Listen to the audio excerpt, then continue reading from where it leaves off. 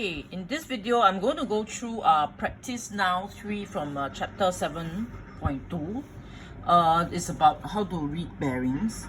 So, I hope you have already watched the SLS video. And so now you should have a clearer idea how to read bearing. It's always with respect to north line. Okay, and then we read clockwise. Not anti-clockwise, but clockwise. Okay, so now let's begin. So I'm supposed part A, we're supposed to find the bearing of A from O. So from is very important from where we read from. Okay, so from O, that means I need to put a north line here. Okay, this is the north line, and I need to join. That means you join a line to A. Okay, and then this is the line, and so we need to find what is the bearing from O to A. So it's actually finding this angle, right? This is the angle, the blue color angle that we're supposed to find. So how do we find this angle? We simply take 90 degree minus 40 degree. This is given. The red color is given. Red color angles are all given. So just take 90 degree minus 40, we'll get 50. Okay, then part B. You have to find the angle, from zero, from O, center O, sorry, not from zero, it's from center O, B from center O. So you need, everything has to be read from clockwise, and then the north line is here, have to be read from a clockwise direction. So this is the purple color. The purple color angle is the one that we're supposed to look for. Okay, wow. And then this one, 30 degree, right? So we know that this is 30 degrees. So in other words, we simply take 3, because angle at a point is 360, right? So we simply take 360 minus 30. We'll be able to get 330. That is the bearing of B from O.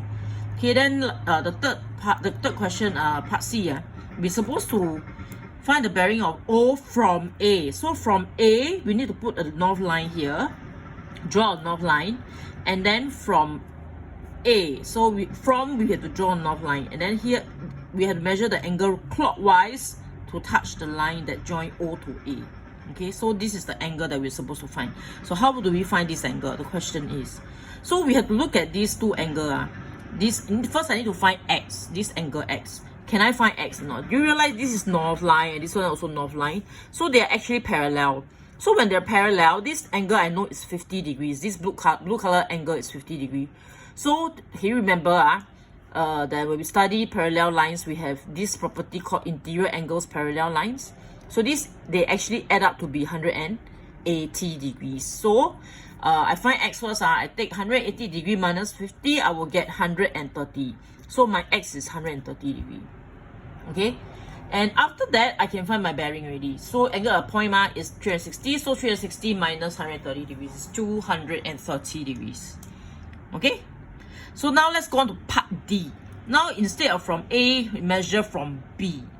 And then O from B. So from B, I need to put a north line at B, point B. And then measure clockwise. We have to, first, of course, definitely we need to join O to B. And then the clockwise, and this we measure angle clockwise. And then to touch this line. So what is this angle? So look at this, interior, same thing again, parallel lines for the north lines. So parallel line, so interior angle again. So it's 180 degree minus 30 degree. So we get 150 degree. Okay, so now let me go on to question 2. Question 2 is same thing again, but a different diagram. So this is just for practice purpose.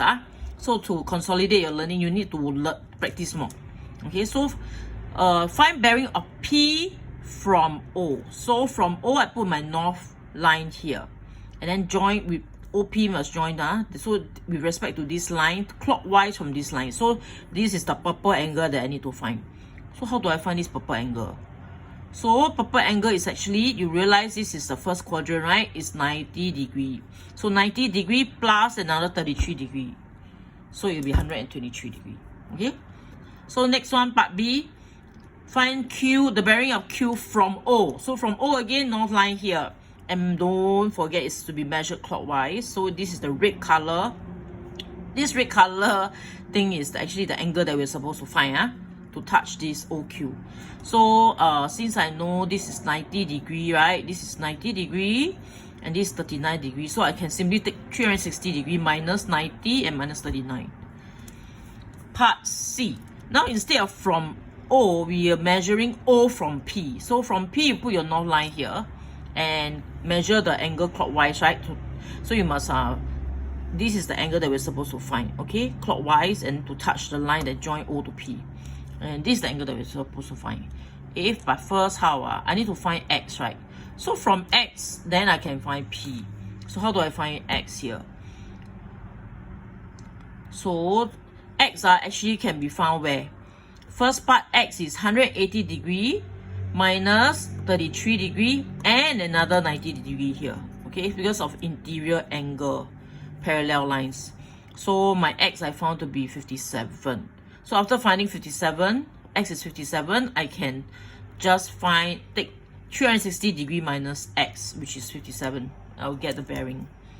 Okay, and part D, part D is from Q.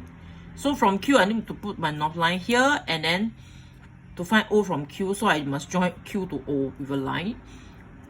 So this is the angle lah. This is the angle that we're supposed to find. So how to find? Similarly, in the parallel line, right? This 90, this 39. So this one must be interior angle, parallel lines property, right? 180 degree minus 39 minus 90. So it's 51 degree.